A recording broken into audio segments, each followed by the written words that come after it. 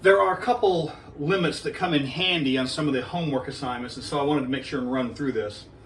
It has to do with limits at infinity using tangent inverse. Now, remember what we mean when we say limit x arrow infinity, what we mean is as the values of x recede out the x-axis, as you choose bigger and bigger values for x. We want a really big x, if you know what that means, a really big x. And so as x gets large, as you recede out the x-axis, the question is what is happening on the y-axis? Remember, we have y is equal to tangent inverse of x. That's what we mean when we draw this graph. So the question is, what is the function value getting closer to? What, if anything? And because this is a horizontal asymptote, and we know that for the tangent inverse function, this is at pi over 2.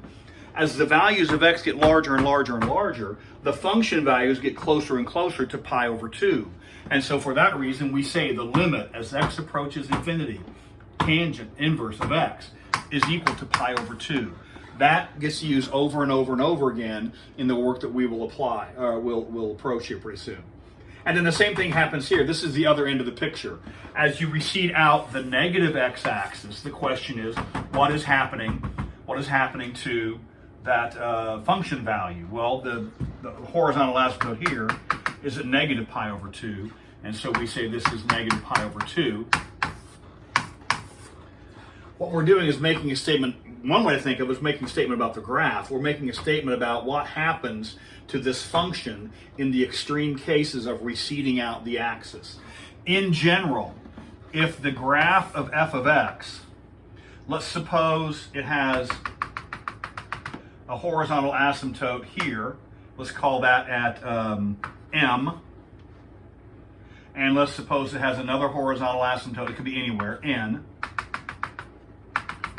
and let's suppose the graph does this. It does this, and then comes in here, wobbles around a little bit, and then goes down here, and then recedes out that way. So now the question is, what is the limit as x goes to positive infinity? I'm going to call this y equals f of x. The question is, what is this limit now? What we're asking is, as the values of x recede out the x-axis, the question is, what is happening on the y-axis? As you choose larger and larger values for x, the function values approach this asymptote. They're getting closer and closer to this asymptote value at n. When we talk about limit x goes to infinity is equal to a constant value, what we mean is a horizontal asymptote. This is the mathematical language of horizontal asymptotes.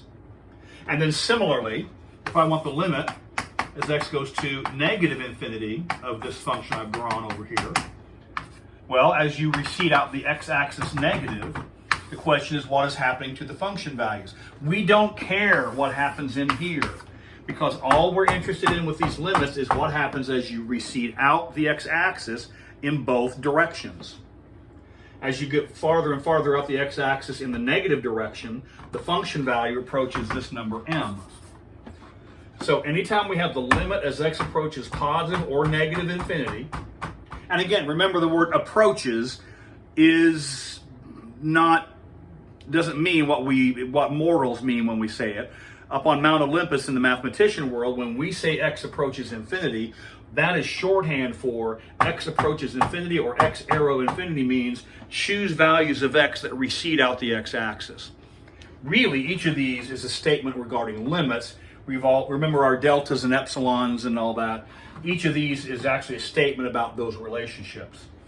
In terms of the graph, what we mean is as x goes to infinity, f of x equals n. What that means is we're approaching this horizontal asymptote.